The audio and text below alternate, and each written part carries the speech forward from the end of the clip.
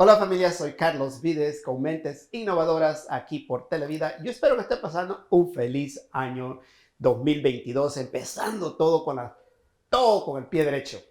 Lo importante es la vacuna del COVID-19. No se confíe, siga cuidándose, porque tenemos que tener éxito este año, no tenemos que darnos por vencidos y tenemos que lograr nuestras metas. Ya está. Esta semana les traigo un invitado muy especial a una gran amiga de la comunidad, una persona que hace muchas cosas por la comunidad. Y esta mujer, vamos a aprender mucho de ella. Siéntese, relájese, tome notas para que así usted pueda aprender de ella. Y para eso está aquí con nosotros nuestra gran amiga Irene Caudillo, la presidenta CEO de El Centro. ¿Puso atención? Irene, gracias por estar con nosotros. Gracias, Carlos. Thank you for having me. I much appreciate It it. is for us an honor to have you with us. And I've been trying to get you here for a while, but I know that it's crazy, especially through the December time of the year. It is. For us, it's kind of some downtime, but at the same time, with COVID-19, nothing is normal and I nothing know is you guys the same. had a lot going on. Very much so. But I'm glad that you came in at the beginning of the year, so then you can leave us something behind. Hopefully 2022 make it a success. We very much feel, it's a little bumpy road at the beginning of 2022, but El Centro I'm proud of the work that we're doing because, when this started in March of 2020, we had about an 8-week downtime to just really get ready of how we were going to deal with this pandemic. June of 2020, we were moving forward, working with our community, responding to the needs, not stopping. We get into 2022, and it has been pretty difficult, But now we have a little more ideas on how to.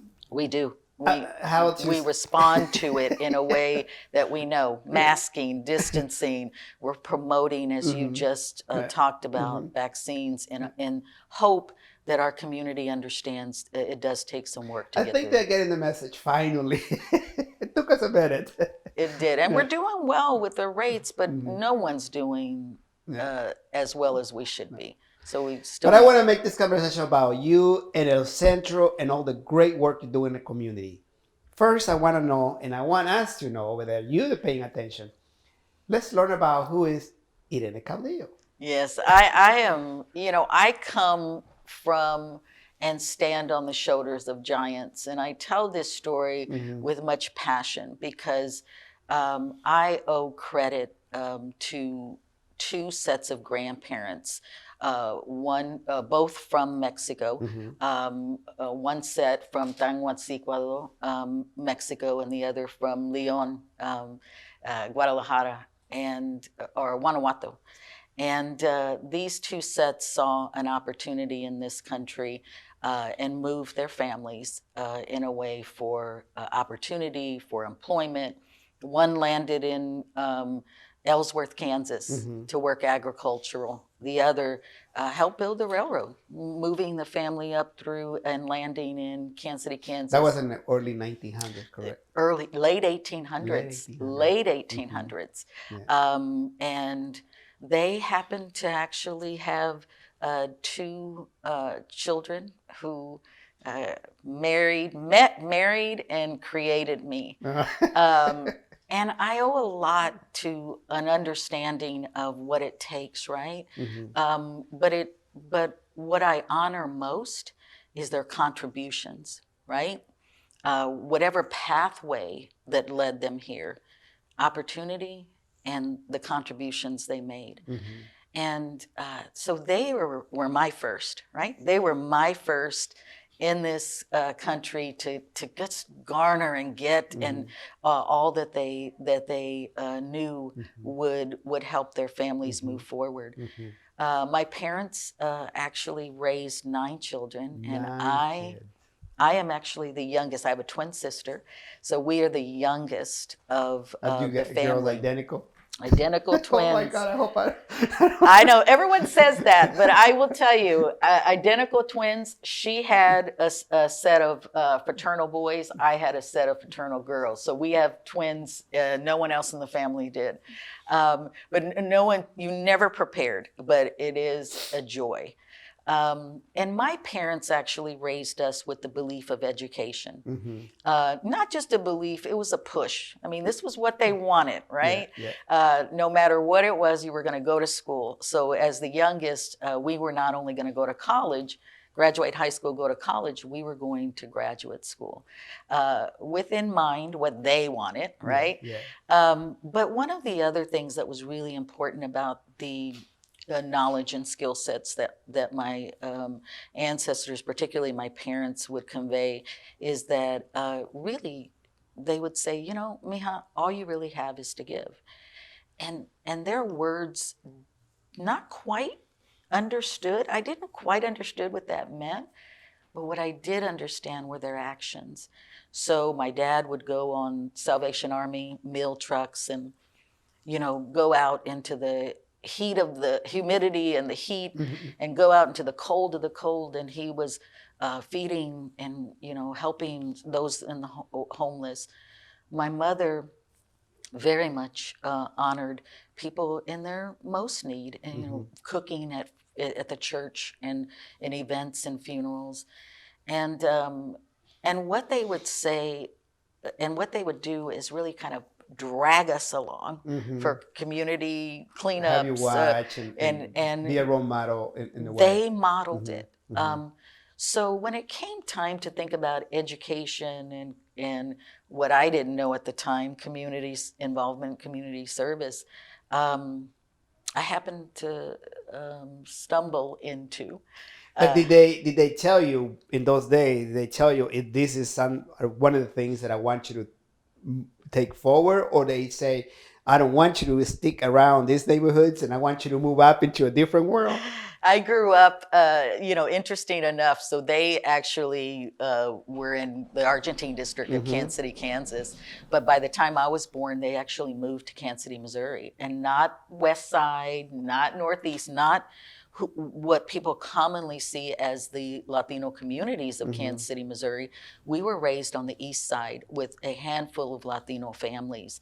And the one thing, it wasn't about, you know, one thing I think that they were proud of is we were a part of the neighborhood, predominantly African American, but we were part of the neighborhood where there was kind of less influences. A lot of our culture had to remain in the four walls. They didn't want us to be different. So, so we ate our food, spoke our language, but it had to be, I mean, they were very adamant, unless we were at you know, went back into Argentina or on the West Side with family, then we can showcase and share that. And I think one of the things about education and about community service, it wasn't about getting out of the neighborhood, it was about getting more than they had. So when they pushed education, they, like a lot of families out there, talked about doctor, you know, nurse. They talked about being a lawyer, or that's what they saw as prestige. And getting more. So they talk to you girls about you. I mean, how many girls in your family? So there were 4 girls and 5 boys. So in general, they talk about how important it would have been or how cool would have been for you guys to become lawyers and they did see that and all those type of things. But yeah, that was not a thing that gender wasn't an issue, even though, you know, most of my older brothers were, or most of the older children were male. Gender was not an issue with my parents because, you know, it wasn't about being female. It was definitely about making sure that as a Latino, that we understood we had opportunity and we had the ability to move forward. But we didn't see a lot of us in college. Oh my God. Which was the hardest. You know, I went to undergrad at the University of Missouri in Columbia. And got my graduate degree from the University of Missouri, Kansas City. There were not a lot of people, let alone teaching, but there were not a lot of people that looked like me. So I knew what they wanted. which was as difficult as it was, as sometimes not welcoming for someone like me. I knew that what I still had to do. Make a difference. I- Break those barriers. People Yeah. always tell you, you never get thrown anything that you couldn't handle. Going to the University of Missouri in the early to mid '80s, when there were virtually not many people of color on campus, was difficult. I mean, Now, do you think that has changed now in the environment that we're in, or you think it's a slightly similar, or because there's definitely a big community now, yes, and there are more Latinos in all the different colleges, Yep. and but even when there's so many Latinos in different colleges, different levels of education, do you think that there is, based on your experience, you think there's a lot better now, or there's So I have a son that graduated college. I have two daughters that are currently in college. And what I would say is my experience of paying for college is a bit different. My parents didn't make a lot. We had three of us in college. We got a lot more opportunity to pay for college. My parents had no ideas, first generation college students, what to do or how to do it. But we did know that we had opportunity with scholarships and federal dollars. That doesn't exist much anymore. Doesn't pay for as much anymore. We also have more of our kids who definitely are Latino identified, who are going to college. We just need you to finish college. We need you to get through. Thank you for saying that. Yeah, so we're getting them, graduating them high school, getting them to college. But even if they're not college bound, find a career pathway. Let us know where you want to go, because there's so many opportunities for employers that are looking for people that apprenticeships or that are well-paying jobs. What we know is that we are graduating our kids from high school and they're going to college. They're not as we're not seeing many that are actually finishing college. And that can that possibly be because they're influenced by either parents, family members, community leaders, to make them think that the career that they are given and put in their head is the career they should be looking at, and instead of looking at what they feel like that they should be, or the calling. Good point. Good point. We, as Latinos, need to understand we have a lot of influences. Our kids will go if we model and if we help them find that way. Financially, it's difficult. A lot of our parents, Not easy. They're moving through high school, seeing free public education, not saving and preparing for college education, which is far more different in expense than when I went to school. Yeah. So it is different in that way. And then the other thing is getting them college ready. Many of them, we have to prepare to let go. I am one of the worst moms, not wanting to see my kids go anywhere away from home. That's my problem. And we need to stop that. We need to be able to let go and know that we raised our kids prepared and ready. Just do something. To conquer the world, because that's what they're going to do. That's my problem right now. I know. My little 17, this morning I signed all these papers because she's getting invited. She actually can graduate a year early. Nice. Because my kid is somehow a very smart kid. And she can graduate a year early, and she's getting all this paperwork from all different colleges, and she asked me to sign all these papers. I said, that means you may be gone next year. Yes. She goes, yeah. And I go, let's talk to your mom and let's talk to grandma. I know. It takes everybody, right? Everybody has that some kind of control. And if we raise them enough to know that we want them to have just as more opportunities as we were given, and I remember, and I want people to remember, we're coming behind folks that gave us opportunity and pushed us. The other thing is find what excites them and their passion, pushing them into lawyer and accounting and engineering. Find that passion Yeah. in a way that gets them into a career, and really just kind of embrace it. Yeah. And find ways to help them understand, because you don't know going into college what you really want to do. Some find their passion and great, they get through it. Sometimes they change, and we've got to honor that. So we've got to honor the fact that it cost. We've got to honor the fact that they are going to be leaving the nest, and we've given them all the tools, but they can always come back. I came back home, and the door's always open. But we've got also honor the fact that our kids are going to make decisions that we may not like, but we want to help them really do some wonderful and great things. Now, let's switch a little bit and let's talk about passion. We've been in passion, right? Talk about discovering as you kids. Let's talk about what make you go into the world you're in now. It's really interesting. So as I was a young adult, trying to figure it out, I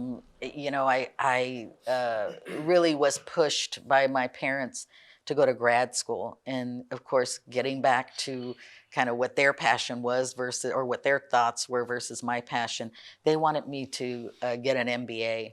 So I had taken a year off between undergrad and grad school, and my dad was like, you just need to go back. I was working and, doing fine, but he wanted me to get a master's in business administration. So I went to the University of Missouri, Kansas City, and I just started looking, talking to people about what they had.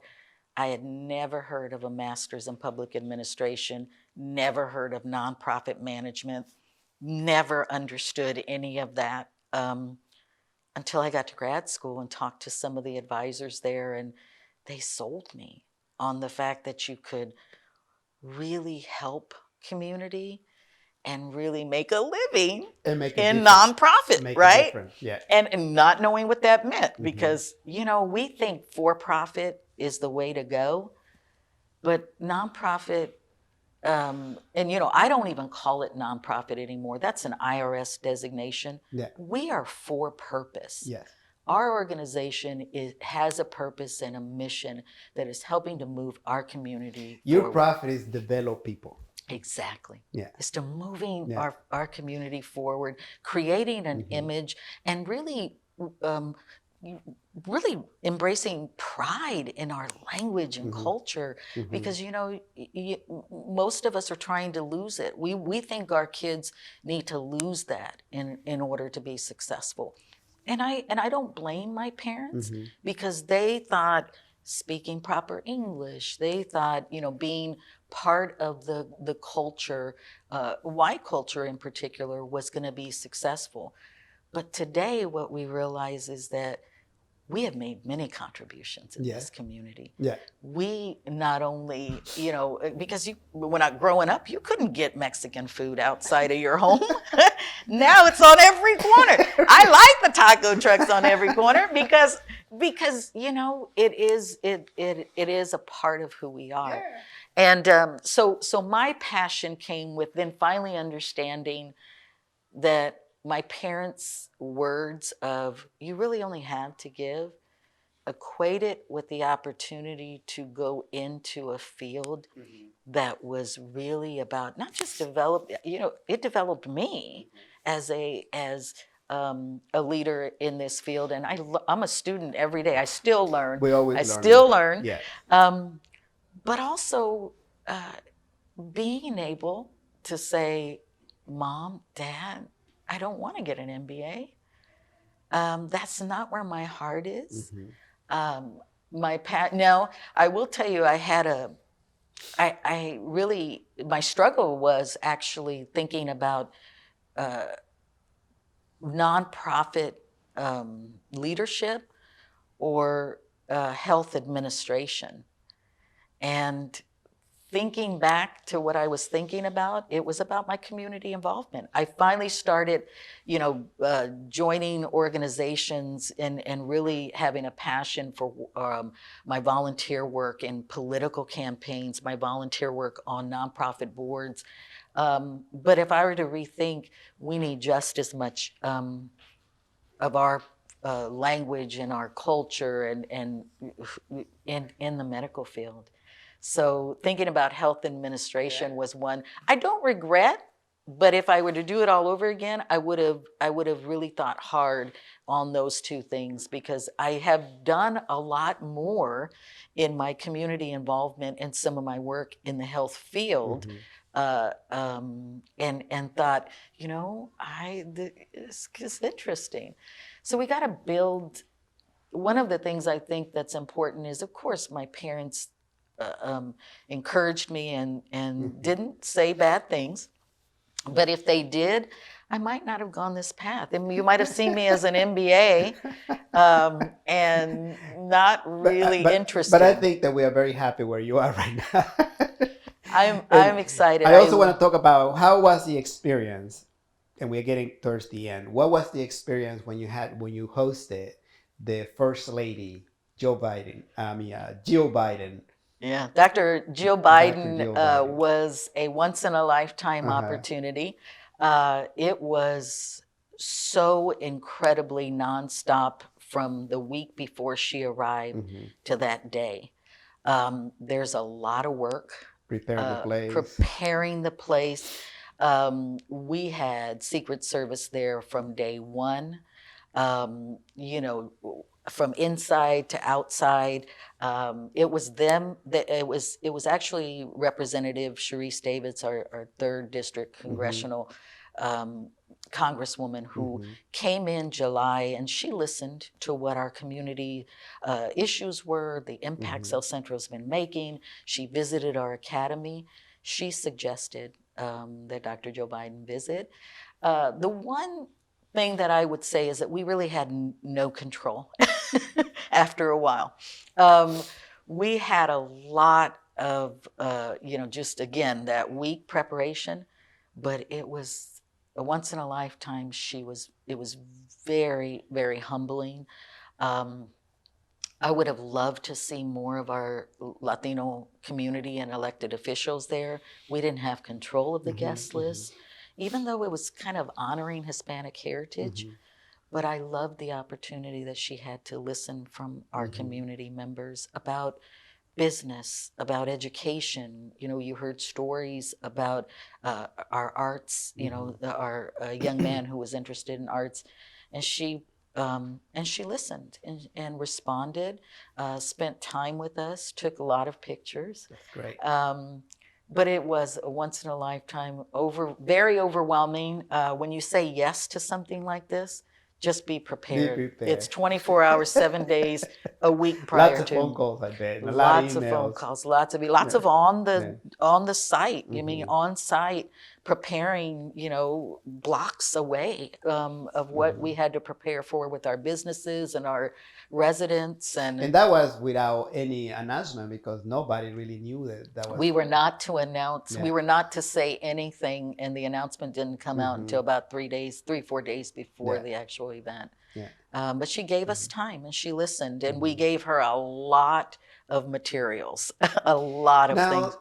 Going back and think about where your mom used to go to those kitchens and all that stuff, and your kids helping.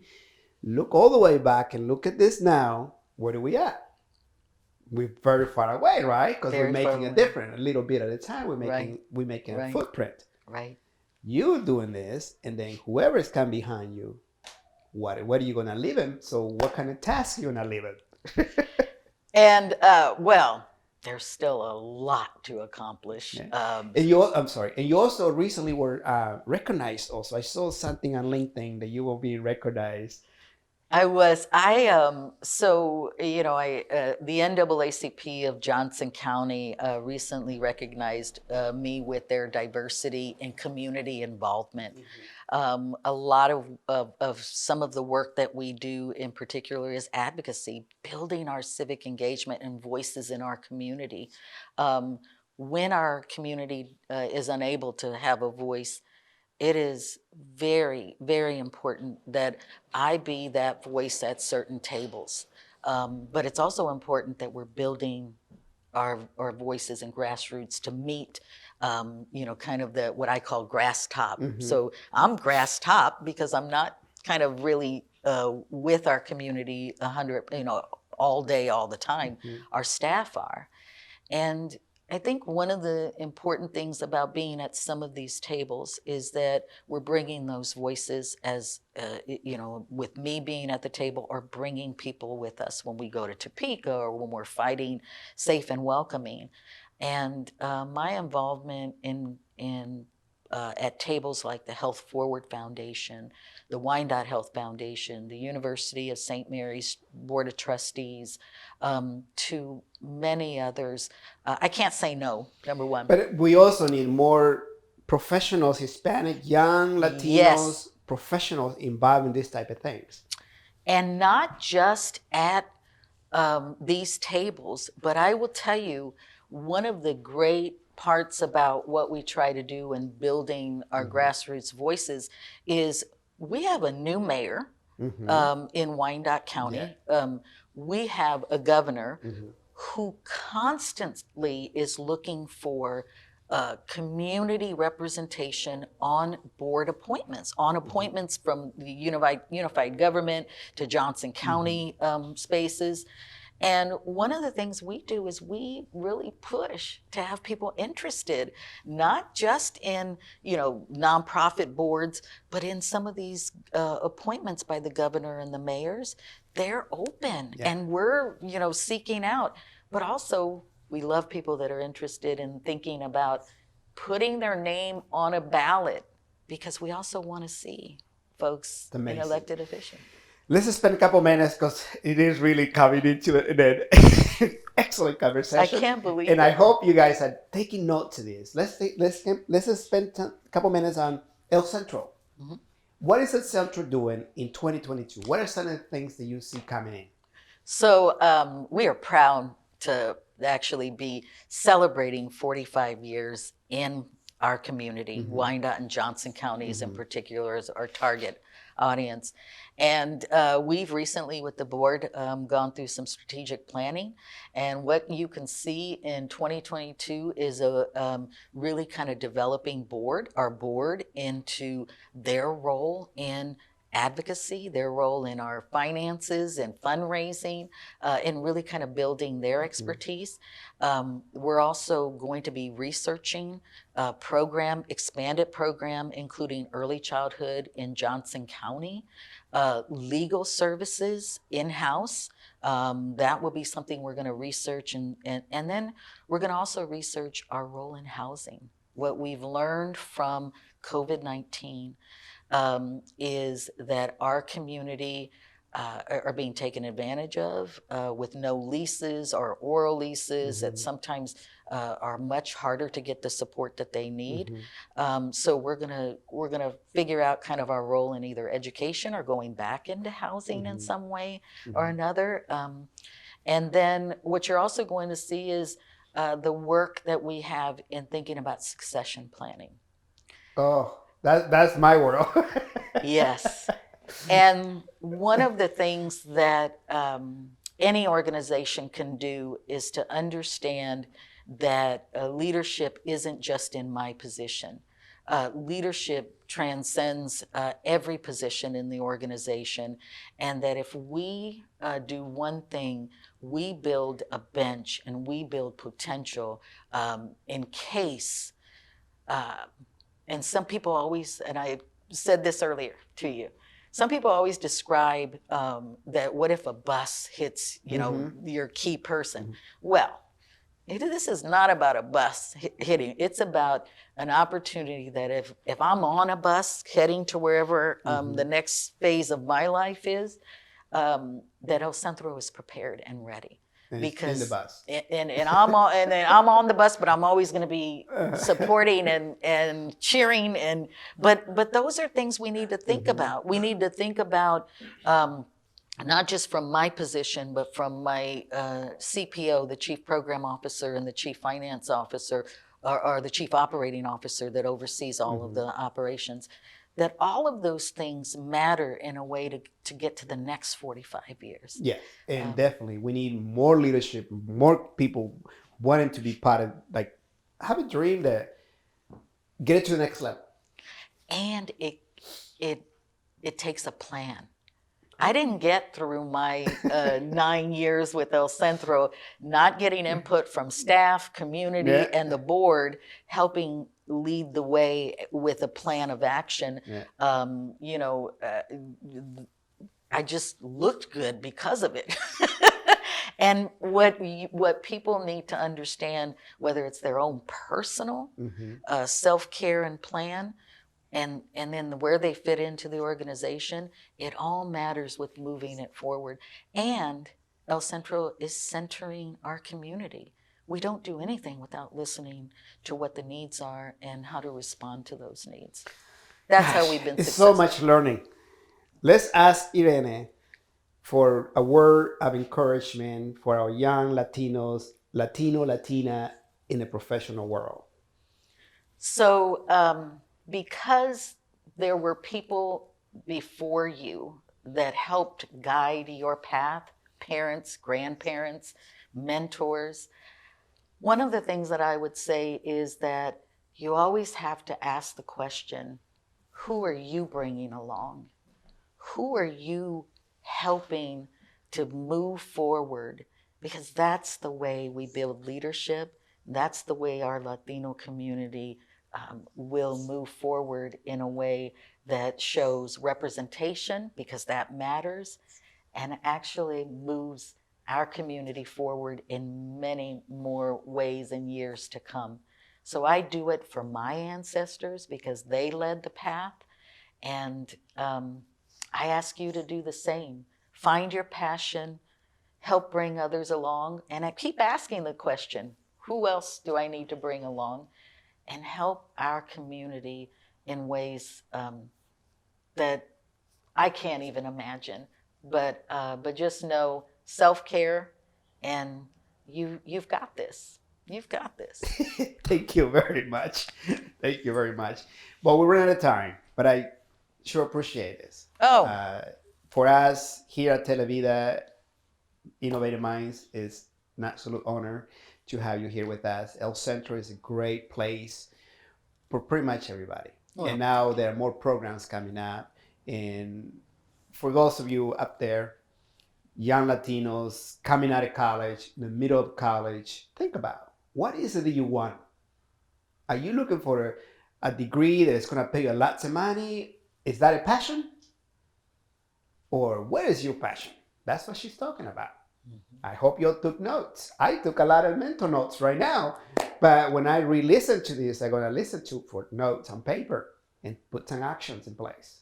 2022 has to be a great year for all of us, as an individual, as a community. And don't forget the COVID-19 shot. Just get it. Don't worry about it. Just get it. Like Nike said, just do it. Just do it. Thank you very much. Gracias. Thank you very much, all of you, for listening. You listen to Carlos Vides with Innovative Minds here in Televida. Have a great week. See you soon.